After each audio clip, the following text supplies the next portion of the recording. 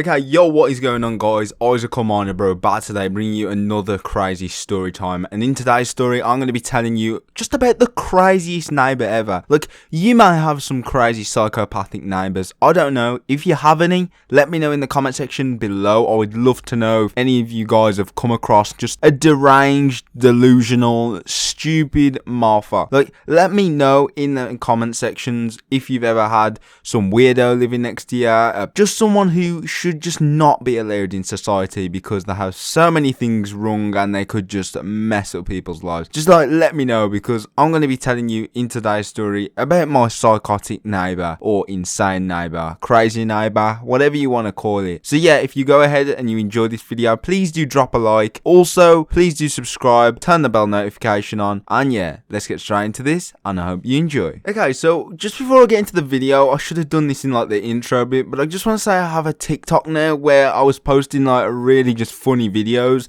So if you want to go and check that out, you can literally use the code thing on the screen, I guess, or just go into the description and you'll be able to see like my link to TikTok. My TikTok is Move Till You Groove, or just type in Will692 and it should come up exactly like my Instagram. But anyways, that is enough plugging for today's video. Let's get into the juicy story of my crazy neighbor. So this is from around the age of 5 to around 9 years old, when Isaac was a little infant, or a little embryo, I don't know, but whatever you want to call me. A little pigeon, a little squirrel, a little monkey, and oh, that's going to be a bit racist. Little Isaac was young, you know, and he had this one psychotic neighbor who my mom always told me to watch out about, because this neighbor was not your typical neighbor, was not your normal daily average neighbor. No.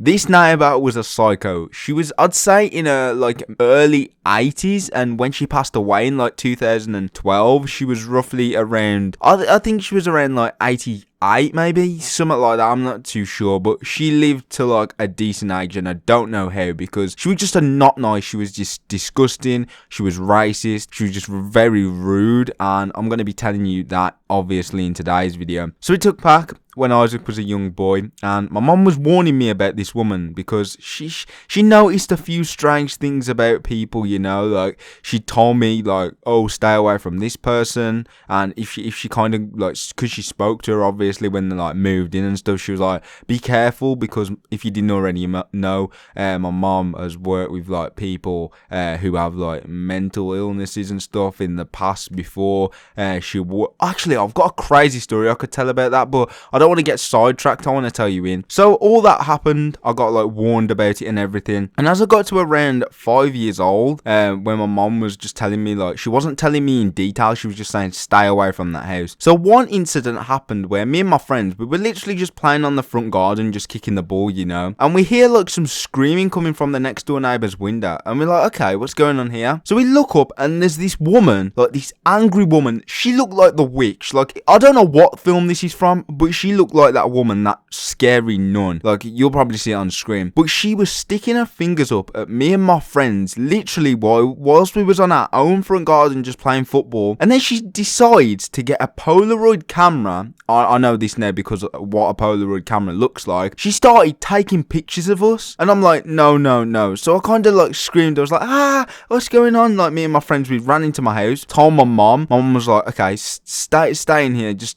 don't go back out the rest of the day. And she actually called up like the police and stuff, and got in contact with the council and warned them about what the woman was doing. Apparently the council or the police or something like that spoke to her and warned the woman that she can't be doing that. Like, taking pictures of underage kids is very wrong. Like, you know, it can lead down that sort of path, you know, but we don't want to be going down there. So another incident that just kind of just wrecks everything and just makes the situation worse. My mom, because she used to work like in the days and stuff, and my nan would come up and literally look after me. So on this one day, I was literally in my backyard just playing, like kicking football. I was playing on my swing because I had like a swing set. I had slides and all that in my garden.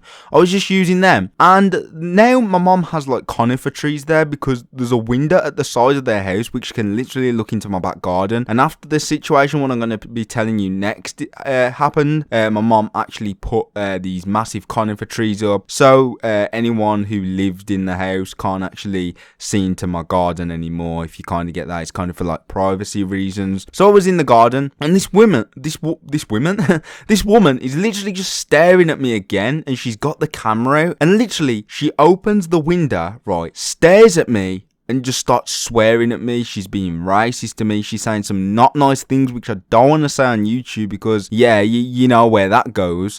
She was just being racist, saying some not nice things. So I run in the house. I tell I run in the house. I tell my nan because my mom was at work. I stay in the house for the rest of the day because I can't go out there because this woman is a psychopath. Like, there is definitely something wrong with her. Get her in an institute now. Like, just lock her up, please, because she was that bad. And also, when my mom got back, my nan told the council, the police again. They didn't do nothing about it. She kept sticking her fingers up at me. Also, she kept letting a dog literally just shit on my garden. She was a psychopath. Everyone in like the neighborhood basically didn't like her. She would walk a dog round and purposely make her dog like do a doo-doo on people's garden, which is just very disgusting. She wouldn't clean it up. She would literally just smile and walk off.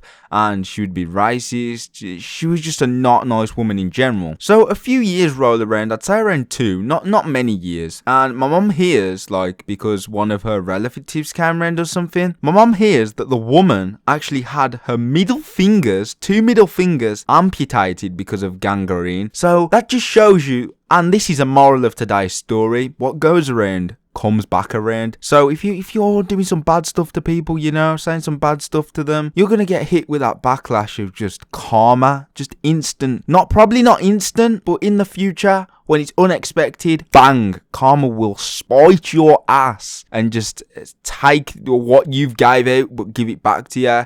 And yeah, just that is the moral of today's story, really. And then around 3 years later, she did pass away, and then the family of hers, like I think it was her granddaughter or something, actually moved into the house. They live there now, and we still have the conifer trees up there, a bit weird and all. So yeah, we just kind of, but yeah, like, you know, that's just how it is. Like, it passed down to generation. That wasn't too bad. They're not as bad as like the granny. They even said like that the granny was kind of tapped in the head, you know. Even their own relatives were saying that. But yeah, that's the karma. That's the karma. No, I keep messing up my words. Sorry in today's commentary. The moral of today's story, guys, is what goes around comes around. Also, karma, because this is just pure, just first degree, broad daylight, a situation of karma that I've witnessed in my life in my younger years. So that's a life lesson for me. And yeah, if you enjoyed the video, please do leave a like. Also subscribe, turn the bell notification on, and I'll see you in the next video. Why am I messing up my words? And I'll see you in the next video for another banger. Peace.